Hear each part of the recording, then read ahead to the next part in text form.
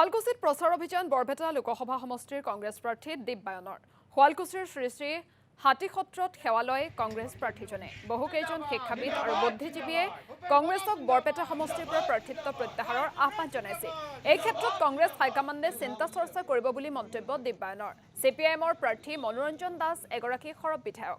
তেওঁ বিধানসভাতে থকাটো বিচাৰে বহু ৰাইজে। শুৱালকুছিত উপস্থিত হৈ এই মন্তব্য কৰে কংগ্ৰেছ প্ৰাৰ্থীগৰাকীয়ে। মানে ইমান উৎসাহ ৰাইজৰ ইমান আশীৰ্বাদ দেখিলোঁ এই ৰাস্তাত সত্ৰলৈ সেৱা লৈ আহোঁতে যিখিনি ৰাস্তা মই খোজকাঢ়ি আহিলোঁ ৰাইজৰ এটা মুখমণ্ডলত ইতিবাচক এটা দিশ দেখিলোঁ আৰু ৰাইজে যেন অন্তৰাত্মাৰ পৰা আশীৰ্বাদ দিছে। দেশখনৰ স্বাৰ্থত বৰপেটা লোকসভা সমষ্টিৰ স্বাৰ্থত আমি সকলোৱে যাতে নিস্বাৰ্থভাৱে ৰাইজৰ কাৰণে কাম কৰিব পাৰোঁ তাৰ কাৰণে যেন এটা ইতিবাচক আশীৰ্বাদ প্ৰত্যেকজন ৰাইজক যিমান লগ পাইছোঁ তেওঁলোকে আশীৰ্বাদ দিছে আৰু এই ৰাইজৰ আশীৰ্বাদতে আমি পৰিপুষ্ট হৈ শক্তিবন্ত হৈ পেলাই মই এজন অসমীয়া ল'ৰা বৰপেটাৰ ল'ৰা গতিকে এই অসমীয়া ৰাইজ আৰু বৰপেটাৰ এই লোকসভা সমষ্টিৰ বিষয়বস্তুৰ ওপৰত অহা দিনত আমি কেনেধৰণে এই 10টা সমষ্টিত ভালদৰে কাম কৰিব পাৰোঁ। হাজো শুৱালকুছিটো এতিয়া হাজো শুৱালকুছি সমষ্টি হ'ল। শুৱালকুছিও এতিয়া এটা ঐতিহ্যমণ্ডিত আমাৰ শুৱালকুছি। আমাৰ শুৱালকুছিখন কি আমি সৰুতে কিতাপত পঢ়িছিলোঁ শুৱালকুছিক আমি কেনেধৰণে জানি বুজি ডাঙৰ হৈছোঁ।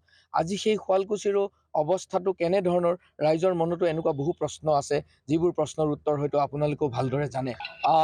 এই ক্ষেত্ৰত আমাৰ শীৰ্ষতম নেতৃত্ব AICCৰ নেতৃত্ব তাৰপিছত আমাৰ অসম প্ৰদেশ কংগ্ৰেছ কমিটিৰ সভাপতি ভূপেন কুমাৰ বৰা ডাঙৰীয়াকে আদি কৰি সকলোৱে এই বিষয়বস্তুৰ ওপৰত চিন্তা চৰ্চা কৰি আছে আৰু মোক দিল্লীৰ নেতৃত্ব অসমৰ নেতৃত্বই মোক কৈছে তুমি যি ধৰণে লাগি আছা সেই ধৰণে লাগি থকা আৰু আমি এই সমষ্টিটোত একদম কংগ্ৰেছৰ সৈনিকসকলৰ লগতে থাকি পেলাই ৰাইজৰ লগত থাকি পেলাই একেবাৰে এই সমষ্টিটোক শক্তিশালী কৰাৰ কাৰণে লাগি যোৱা আৰু অহা দিনত এই যে ৰাইজে এনেকৈ যি ধৰণে আমাক আপোনালোকে ক'লে বিভিন্ন বুদ্ধিজীৱী আৰু আমি এই বুদ্ধিজীৱীসকলক অসমৰ বুদ্ধিজীৱীসকলে আমাৰ অসমৰ কথা অসমৰ ক্ষেত্ৰখনক তেওঁলোকক আমি যথেষ্ট সন্মান কৰোঁ আৰু তেওঁলোকে নিস্বাৰ্থভাৱে অসমীয়া মানুহক সদায় সজাগতা কৰাৰ কাৰণে চেষ্টা কৰি আহিছে আৰু বহু বুদ্ধিজীৱীয়েও আমালৈও ফোন কৰি কৈছে যে তোমালোক বৰপেটা লোকসভা সমষ্টিত কংগ্ৰেছ দলটো সকলোতকৈ শক্তিবন্ত দল,